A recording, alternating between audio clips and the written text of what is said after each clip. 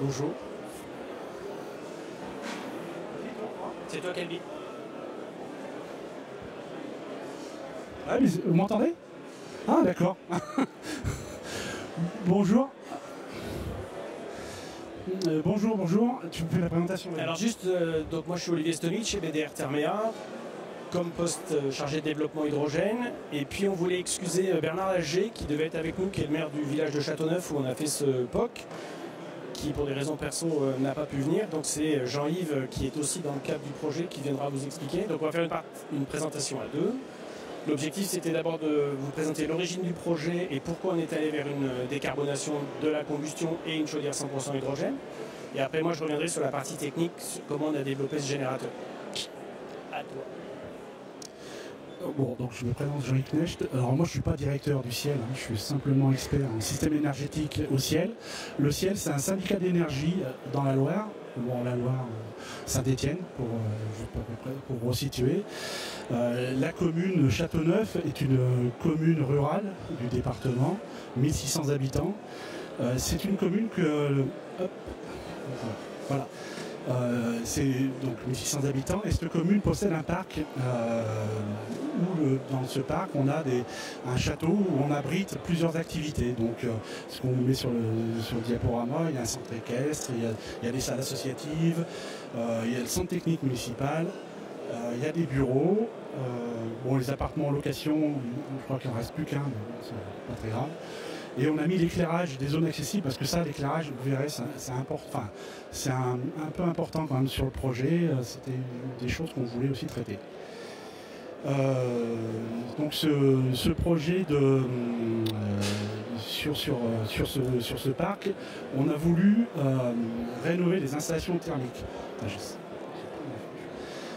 Rénover les installations thermiques et donc on a commencé à travailler comme habituellement on travaille sur le bâti pour baisser les consommations et puis au bout d'un moment il fallait aller un peu plus loin dans la rénovation et c'est à ce moment là qu'on a décidé de remplacer, il y avait deux chaufferies, donc de remplacer les deux chaudières et d'essayer de devenir autonome en énergie. C'est une volonté de monsieur le maire qui est... Monsieur le maire était l'ancien directeur de l'ENISE, c'est l'école d'ingénieurs de Saint-Étienne, donc il avait une culture scientifique poussée et il voulait tester des choses. Donc on lui a proposé au moins déjà sur la partie électrique, ça c'est relativement facile à atteindre avec le photovoltaïque d'être autonome, mais il voulait aller un peu plus loin et il dit moi sur le gaz ici je voudrais bien qu'on essaie des systèmes pour éviter le gaz. Éventuellement on était parti sur une chaufferie bois, on a des bois tout ça donc on était un peu plus autonome. On n'avait pas grand chose à démontrer sur les chaufferies bois et moi je lui ai proposé plutôt d'essayer de faire du stockage d'hydrogène puisque comme on avait avec le photovoltaïque un gros surplus de production, il fallait qu'on le stocke en batterie. Je me suis dit, ce serait pas mal qu'on puisse tester le stockage d'hydrogène. On est parti là-dessus, on est parti sur le stockage d'hydrogène. Vous avez les consommations, vous voyez, c'est pas des grosses consommations, c'est 45 000 kWh électriques, 220 000 kWh de gaz. On a bien baissé ces consommations avant le projet, on était plutôt à 180 sur le gaz. Voilà le schéma fonctionnel de l'installation. Donc vous avez donc du photovoltaïque, il y a 45 kW crête de photovoltaïque installé sur le château. On a alors des arbres à vent. Alors c'est des micro-éoliennes, je pense que vous connaissez le produit. C'était à l'époque quand on a pris le produit, c'était 2 fois 5 kW crête. Donc pour tout vous dire, ça ne représentait pas grand chose. On a eu il y a 2-3 ans une tempête sur le parc et sur ces arbres on a eu des dégâts sur les feuilles qui étaient fictives. On avait des feuilles inactives, qui n'étaient pas génératrices, donc les feuilles ont cassé et on en a profité donc du coup de cette casse pour refaire deux nouveaux arbres, donc un arbre avec des feuilles ancienne génération et un arbre avec des feuilles nouvelle génération et on est passé de 2 fois 5 kW crête à 1 fois 10 et 1 fois 17. Donc déjà, ça commence à être encore un peu plus intéressant. Donc vous imaginez 45 kW crête de photovoltaïque et 27 kW crête d'éolien, on commence à avoir une production électrique intéressante. Derrière, on a installé donc un électrolyseur Alors l'électrolyseur de marque Hayat, un PEM, en sortie on est à 30 bars natif et on stocke, on peut stocker, on a commencé à stocker à 30 bars et puis maintenant aujourd'hui on est plutôt vers les 500 et on va stocker 1000 bars dans pas longtemps. Sur cet électrolyseur on récupère l'énergie fatale. Donc sur la boucle d'eau, de refroidissement d'électrolyseur, on a mis un échangeur de chaleur pour récupérer cette chaleur, pour la ramener sur un bout de réseau de chaleur. Ce réseau de chaleur, donc je vous ai dit tout à l'heure, on a remplacé 2 chaudières qui étaient à chaque bout du château et on en a remplacé, donc on a fait une chaufferie, on a créé un réseau de chaleur pour aller sur la 2e chaufferie qui est devenue une sous-station. Donc ça c'est la solution récupération de la chaleur fatale. On a du stockage en batterie, on a 50 kW de batterie ion lithium. Ça vaut ce que ça vaut, mais c'est plutôt pas mal. Ça nous permet d'être pas mal la nuit, d'être autonome. Quand on ne produit pas d'électrolyse, d'être autonome pendant 2 jours. Et voilà. Et donc cet électrolyseur nous permet d'avoir 3 services d'électrolyse, pas d'hydrogène, pardon. On a l'hydrogène pour une pile à combustible de marque Ballard, 5 kW crête. On a l'hydrogène pour la mobilité. Alors c'est pas un truc qu'on voulait faire, mais bon, comme il fallait qu'on l'utilise, on a créé une station de charge hydrogène.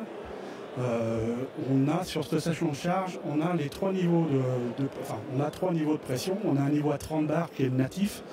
On a un niveau à 500 bars pour les véhicules, les Kangoo et ainsi de suite qui sont à 350 bars. Et on a un niveau maintenant à 1000 bars pour les véhicules Mirai, Nexo, enfin tout ce qui arrive en berline là. Pourquoi on est venu sur mobilité? Ça c'était un pari de M. Lager, au Salon des maires de 2018, je sais plus. Il a rencontré les gens du e-rallye Monte Carlo qui font le rallye dans le sud-est en véhicule électrique, en véhicule hydrogène et qui cherchaient une solution d'hydrogène verte. M. Lager a dit moi je peux le faire, donc on est obligé de créer ça. Donc, pour tout vous dire, le départ va se faire au mois d'octobre du rallye, donc on partira de Châteauneuf et on va suivre avec l'hydrogène qu'on a produit sur Châteauneuf, on va suivre tout le rallye pour leur fournir l'hydrogène. Alors c'est 4 voitures, c'est pas une grosse consommation, mais c'est pas mal. Donc on a créé aussi une station mobile de charge hydrogène pour les véhicules. Qu'est-ce qu'il y a d'autre à dire là-dessus? Après, la deuxième diapo, c'est un peu plus simple. Là, vous voyez l'installation, donc les arbres avant. Donc sur le parc, ça c'est un ancien stade de baseball qui est plus utilisé, à Châteauneuf. Donc on a vu 2 arbres. Bon, ce parc est arboré, ainsi de suite. Il y a des jeux pour les enfants, donc il y a du monde qui vient là-dessus. Quand on a commencé à parler d'éolien sur le parc, on s'est fait un peu insulter. Et quand ils ont vu ce qu'on avait posé, c'était un peu plus acceptable. Donc c'est plutôt pas mal. Le photovoltaïque en bas. Vous avez le stack hydrogène, donc je vous l'ai dit, de marque Hayat. Donc 30 bars, 300 grammes d'hydrogène à l'heure, donc c'est pas énorme, mais ça nous suffit. Là vous avez la première version de stockage hydrogène, donc des racks 200 bars. Donc là on a 4 racks de 100 bars et on a un buffer à 500 bars, qui nous permet de charger les véhicules à 350. La pile à combustible de marque Ballard, 5 kW crête. Alors pourquoi on a pris une pile à combustible? Je vous ai dit tout à l'heure l'histoire d'éclairage extérieur. On devait rénover l'éclairage extérieur, donc on en a profité pour passer en continu sur une partie d'éclairage extérieur. Donc on a créé des drivers 48 volts continus pour alimenter les candélabres. Et donc on les alimente et par les batteries et la pile à combustible nous permet de maintenir la charge des batteries. C'est pas très économique, mais c'est intéressant au niveau POC à voir comment ça fonctionne et de voir que notre charge de batterie elle se maintient. C'est une solution nous qu'on va installer sur des shelters de fibre optique. Aujourd'hui on a des batteries qui sont maintenues par le réseau. On pense qu'on va passer avec la pile à combustible pour maintenir nos batteries, qu'on utilise une fois par an dans le meilleur des cas. Et à côté vous avez des batteries ion lithium, donc chez la marque Soliz. Donc là vous avez 50 de batterie. Qu'est-ce qu'il y a d'autre à dire? Donc, on récupère. Donc la chaleur fatale, il y a une chaleur fatale qu'on ne récupère pas. Ça, Olivier vous en parlera après. C'est sur la pile à combustible. Oui, on est incapable parce que comme ça refroidiment par air, c'était un peu compliqué d'aller récupérer cette énergie. Donc aujourd'hui, cette énergie, elle est perdue dans le local. Elle nous surchauffe un peu le local, mais bon, c'est pas très grave. Par contre, sur l'électrolyseur, on est plutôt pas mal en récupération d'énergie. On récupère ce qu'on récupère, mais c'est plutôt pas mal. Dans le test qu'on a fait, nous, à l'époque, on avait une vieille chaudière de détriche, une GT300 pour ceux qui connaissent, avec un brûleur à air soufflé. Ce qu'on voulait, nous, c'était tester une injection d'hydrogène dans le brûleur. Pas injecter dans le gaz pour le renvoyer sur le réseau, nous, c'était le consommer sur place. Et donc, on a fait des tests pendant près de 2 ans. Alors, avec nos maigres moyens, on n'est pas bureau de contrôle. On a testé cette injection, on a développé un petit bout de mélangeur air-gaz proportionnel, que les spécialistes connaissent, qui se fait d'habitude sur les brûleurs gaz naturel. Donc là, on l'a fait H2 gaz proportionnel. Donc quand le brûleur modulé, l'hydrogène modulé, bon, ça marche, ça marchait, mais c'était pas très bien. Mais on avait plutôt des bons résultats et on a réussi à monter assez haut en injection d'hydrogène. Ce qu'on voulait démontrer, c'était qu'on pouvait injecter sur un brûleur existant de l'hydrogène, parce que nous, c'est une des solutions qu'on voulait amener là, à nos adhérents. On travaille pour les communes de la Loire. Donc c'était amener cette solution en disant, on vous met du photovoltaïque, on met un électrolyseur et on injecte sur le brûleur. Donc on va baisser votre consommation de propane. C'était plutôt le propane, le gaz naturel, on ne cherchait pas à l'effacer, mais c'était plutôt le propane qu'on voulait effacer. Donc on voulait démontrer ça, on sait que ça peut marcher. C'était un peu de bricolage, mais ça fonctionne. Et à ce moment-là, arrivé sur le marché, la fameuse chaudière 100% hydrogène de chez De Dietrich. Donc on a un peu tanné De Dietrich, on a un peu pleuré quand on pourrait avoir ce chaudière. Comme je pense qu'on était les seuls à pouvoir vous fournir l'hydrogène vert, on a été un peu favorisés. Donc on a installé ce chaudière en début d'année. Elle a été mise en route dans la foulée. Quelques petits problèmes quand même côté installation, parce que nous on était à 30 bars et il fallait tomber à 20 millibars, donc il y avait beaucoup d'étages de détente à mettre en place. Très compliqué sur le. Spécialiste d'hydrogène de savoir, mais les détentes. Nous on a eu pas mal de cas sur des étendeurs qui coûtent un peu cher. Donc on ne comprenait pas trop le problème de casse. Bon, on est en train de travailler avec un industriel pour nous faire un détendeur 30-20. Donc je pense qu'on trouvera une solution, mais c'était un vrai problème cette détente. Ce problème qu'on n'avait pas sur la chaudière air soufflé. Là on l'a eu sur la chaudière qui était un peu plus sensible dans les sécurités. Donc on était un peu embêté là-dessus. Donc ça on a pu le prouver. Sur la pile à combustible, il n'y avait rien à prouver, c'est du plug and play, vous mettez de l'hydrogène, vous mettez de l'air, et ça fonctionne. Et l'électrolyseur, plutôt simple de fonctionnement. Les seuls problèmes le gros problème qu'on a eu, c'est de travailler avec des équipes étrangères qui n'ont pas la même vitesse de travail que nous. Nous on est un peu speed. Eux, c'est plutôt calme et ça leur va pas. Donc, on a eu vraiment des problèmes pour la mise en service. Pour tout vous dire, on a arrêté de travailler avec eux et on a mis en service nous-mêmes l'installation. On s'est dit de toute façon, eux ils n'arrivent pas à le faire. Nous, si on n'y arrive pas, ce ne sera pas pire. Donc, on l'a mis en route il y a 2 ans et demi. Ça fonctionne. C'est pas très très compliqué. La maintenance est assurée par les équipes de la commune. Alors, il n'y a que 4 employés communaux, 1600 habitants, je vous rappelle. C'est pas énorme. On les a formés au remplacement de l'osmose inverse. C'est des trucs relativement simples à faire. Le resserrage des connexions, ils ont un technicien habilité, donc on lui a expliqué ce qu'il fallait faire, bien vérifier une fois par an, couper le courant. On l'a formé à la maintenance. Aujourd'hui, c'est plutôt bien accepté, bien que ça fasse encore un peu peur, c'est plutôt bien accepté. On est dans un château, l'installation est à l'intérieur d'un château, donc ça aussi, ça a été compliqué à expliquer aux assurances et ainsi de suite. C'est passé, et on a réussi à le faire. Je ne dis pas qu'on a écarté le danger, mais le danger est plutôt à l'extérieur. Vous avez vu le stockage, on l'a écarté du château. c'est ici qu'on pourrait avoir des problèmes. Bon, on a mis ce qu'il fallait, hein, détecteur d'hydrogène, détecteur flamme, étincelle, enfin, la chaîne de sécurité est importante, mais ça fonctionne plutôt pas mal. L'îlotage, alors, M. Lager insiste beaucoup là, sur l'arrobase de l'îlotage parce que c'est une installation qui est complètement instrumentée. Donc là, on a des tonnes de données que aujourd'hui j'arrive même pas à traiter, donc on a pris littéralement pour traiter ces données. Et je pense qu'à la fin de l'année, on aura des résultats. On sait qu'on est autonome en électricité, qu'on n'est pas loin de l'autonomie. Alors on a le Covid au milieu, donc les salles n'ont pas été utilisées normalement, mais la partie électrique était plutôt stable d'une année sur l'autre, quelle que soit l'utilisation. Et on est autonome en électricité, donc 0 kWh d'élec, peu de kWh de gaz, mais là, je vous dis, le Covid, on ne sait pas trop ce que ça va importer dans le résultat. Donc un truc où on est fier, c'est plutôt sur la partie courant continu d'éclairage public. Hein, on voulait démontrer que c'était faisable. Pareil, sans modifier l'installation, hein, ça a été fait comme une installation standard d'éclairage public. Il y a juste les drivers qui ont été remplacés dans les candélabres.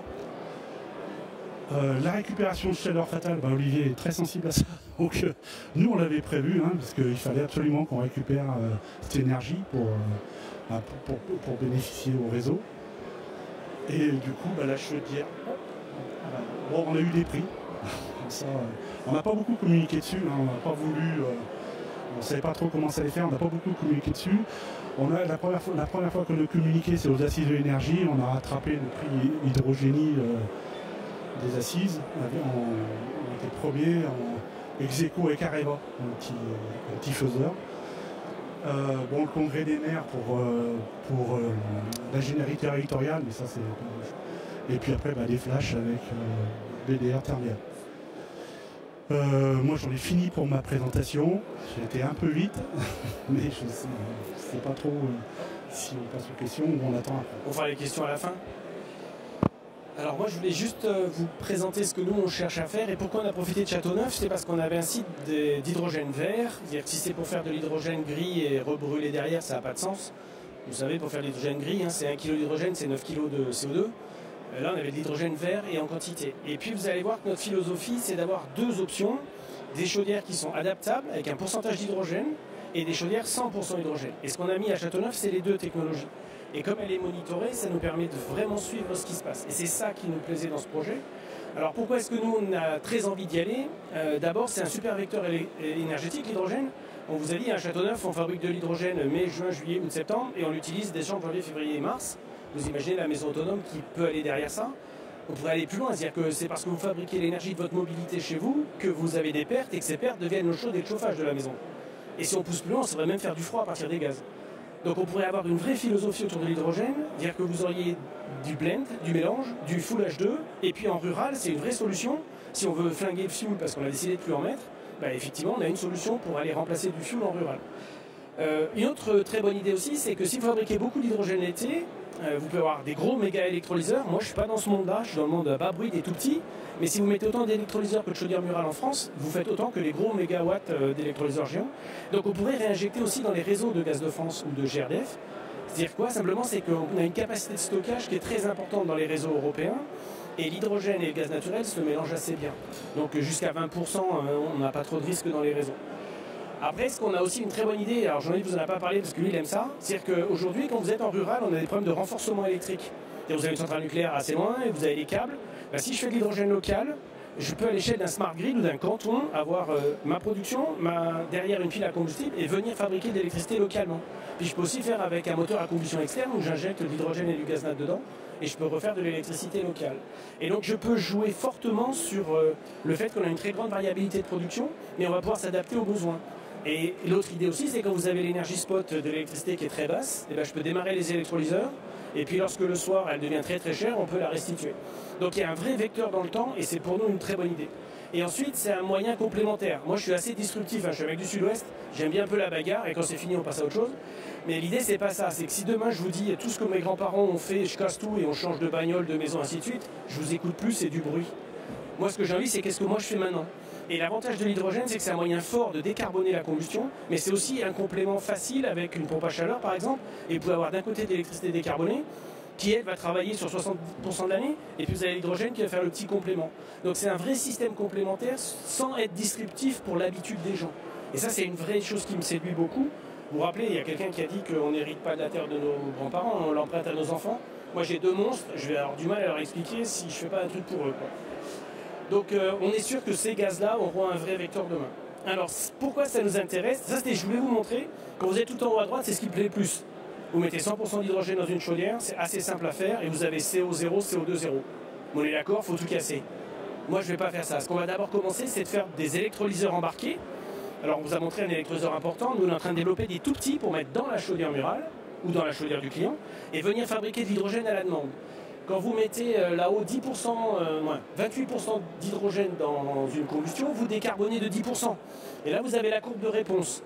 Il y a une limite physique, c'est qu'à un moment, il y a peut-être des NOx qui vont apparaître. Donc on a encore des technologies à développer, mais jusqu'à 40% d'hydrogène dans du gaz naturel, on sait faire une combustion propre. Si vous regardez en bas, là, ce que je vous ai montré à droite, c'est un brûleur qui fonctionne à l'hydrogène. L'hydrogène a une particularité, c'est une flamme transparente. Donc quand vous avez des gens en formation, il faut faire attention. Donc avec Regas, qui est un opérateur de gaz de Bordeaux, on est en train de faire une université de l'hydrogène pour que les équipes de gaziers puissent venir se former et détecter comment ça fonctionne et comment on va appréhender d'éventuels problèmes techniques. Vous avez vu l'objectif du plan de relance, c'est 6 millions de tonnes d'économie CO2. Alors si je fais un truc assez simple, vous avez 7 millions de générateurs gaz en France. Si vous avez en moyenne 4 tonnes et demie par générateur, si je remplace la chaudière en mettant une machine performante et un électrolyseur derrière, on est d'accord, en équipant tout le monde, je fais la totalité de l'objectif. Donc ça veut dire qu'en étant avec des petits électrolyseurs individuels qui font de la chaleur au bon endroit, je peux faire le target demandé dans le cadre du plan de relance. Alors, ça c'est ma chose importante. C'est-à-dire qu'aujourd'hui, on a fortement contribué à la valeur CO2. Typiquement, on considère que c'est entre 30 et 40% des émissions de CO2 de ces bâtiments. Dans les 5 ans qui viennent, alors moi 5 ans c'est beaucoup trop loin, parce que pour moi c'est à la fin de l'année, on sera capable de faire une solution pour décarboner, et une solution transitoire. Et ça c'est une vraie logique de transition, et c'est ce qui nous plaît beaucoup. Alors une chaudière, c'est ça. C'est-à-dire que si vous connaissez une chaudière murale dans votre maison, c'est la même. Physiquement elle ne change pas, et ça c'est une Full H2, donc c'est une chaudière 100% hydrogène. C'est la même chose. Pour les mainteneurs, c'est le même produit. Globalement, c'est la même technologie que ce que vous connaissez dans une chaudière murale. Elle n'est pas disruptive alors qu'on brûle de l'hydrogène.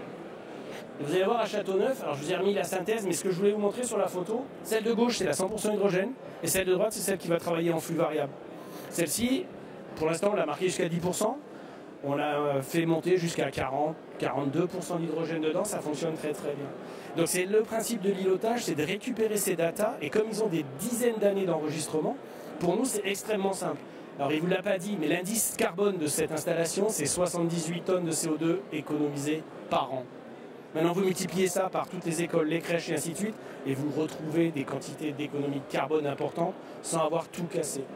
Et c'est ça la vraie logique qui nous intéresse, nous, c'est d'avoir un hydrogène vert, fabriqué en local, pour venir plugger une installation existante.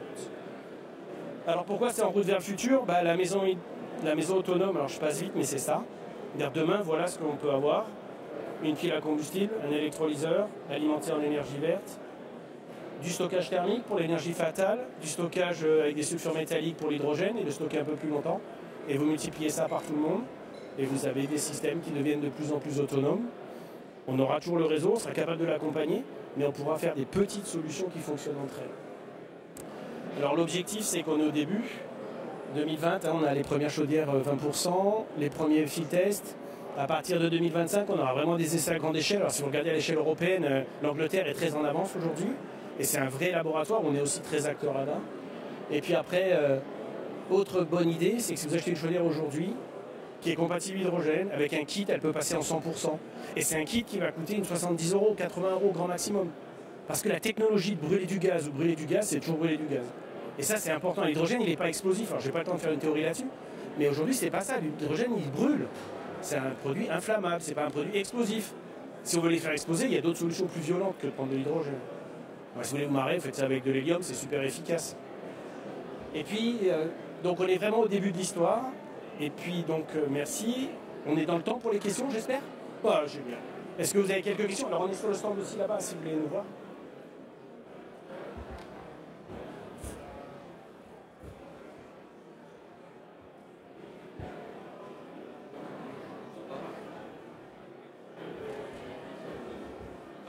On vous entend pas? Bonjour, voilà. Jean-Bernard Olive, je travaille chez Silor à la direction de l'immobilier et j'ai une question puisque hier j'étais avec un collègue où on est en train de faire les budgets et il me dit faut que je remplace ma chaudière à gaz. Et là je lui dis tout de suite profites-en pour décarboner. Regarde l'électrique, regarde des choses comme ça, mais honnêtement j'ai pas vraiment de solution à part une chaudière électrique. Il faut encore faire le bilan thermique et ses besoins en kilowattheure. Est-ce que je peux l'orienter déjà vers des solutions comme ça ou c'est pas assez mature? Alors c'est complètement mature parce que les chaudières aujourd'hui au catalogue sont déjà certifiées 20% d'hydrogène. Et elles ont déjà, pour notre marque, pour nos marques, les plugins pour les électrolyseurs. Donc ça veut dire qu'aujourd'hui, s'il démarre avec sa chaudière, dans l'année qui vient ou dans les 2 ans qui viennent, il peut rajouter un électrolyseur et la faire monter en injection d'hydrogène. Et puis si dans 5 ans, 10 ans, on est en Full H2, il aura juste son kit de conversion et il repart derrière.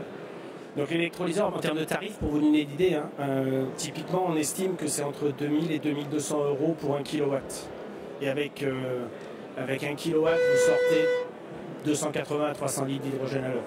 Voilà à peu près des ordres d'idées, on peut les reprendre tranquillement. Mais c'est ça l'idée. Une famille, on considère c'est 3 kg d'hydrogène par jour. Vous faites la mobilité, le chauffage, l'eau chaude et l'électricité de la maison. Donc c'est des petites valeurs.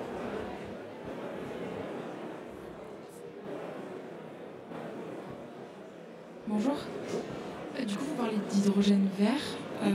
Ça voudrait dire que le but, c'est pas de se brancher sur un réseau électrique existant français, du coup, donc au nucléaire, pour, avec un électrolyseur, créer de l'hydrogène. C'est pas le but. Le but, c'est de se brancher sur un panneau solaire comme dans votre projet. Alors nous c'est très clair, le but c'est d'être sur du solaire, c'est de la production locale. Quand on parlait de renforcement de réseau, c'est de consommer localement ce qu'on produit pour que nous, les syndicats d'énergie, ne soient pas obligés de renforcer les réseaux parce que vous injectez sur le réseau. Donc aujourd'hui on le fait parce qu'il faut le faire, mais ça coûte très cher pour pas grand chose. Donc si vous consommez votre énergie localement, éventuellement même à l'échelle, enfin même pas éventuellement, à l'échelle d'un lotissement, c'est quand même plus intéressant que d'injecter, de renforcer un réseau pour le reconsommer chez nous. Enfin, je ne suis pas fan moi de l'injection réseau, donc alors, je ne suis pas objectif non plus, mais c'est le cas qui paye. Voilà, donc on préfère faire ça. Et nous, les prochains démonstrateurs, c'est même plus démonstrateurs, ça sera ça. Ça sera ombrière photovoltaïque ou toiture photovoltaïque, électrolyseur et on consomme localement. Rien n'empêche de travailler aussi sur des électricités pas chères. Elle pourrait fonctionner avec. Il y a une vraie idée derrière, pas forcément avec le nucléaire, mais si vous avez un très fort apport d'énergie renouvelable sur le réseau, on peut démarrer les électrolyseurs pour en fabriquer. Ça, on peut écouter cette consigne-là. Si elle arrive par le Linky, on peut le faire démarrer. L'électrolyseur est modulant, donc on peut le faire démarrer à l'électron près. Ça aussi, c'est un vrai plus. Donc on est là-bas si vous avez envie. Merci. Victor Cormier, journaliste chez Green Univers.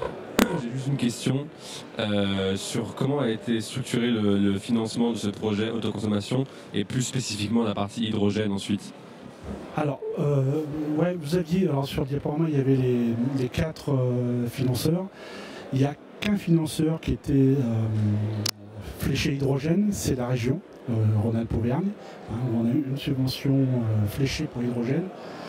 Les autres subventions, c'est des subventions traditionnelles que les communes ont, le DSIL, je ne sais plus, enfin il y a le département et puis je ne sais plus le troisième. Mais voilà, on a eu ça, on a été ignoré par l'ADEME, mais bien comme il faut. C'est-à-dire qu'ils n'ont même pas voulu nous entendre. Bon, c'est eux qui nous auront mis le prix quand même. Mais voilà, donc les subventions, il y a des subventions fléchées hydrogène qui sont relativement faciles à attraper. Et puis après, la commune a voulu prendre les autres subventions qu'elle pouvait prendre pour faire ce projet.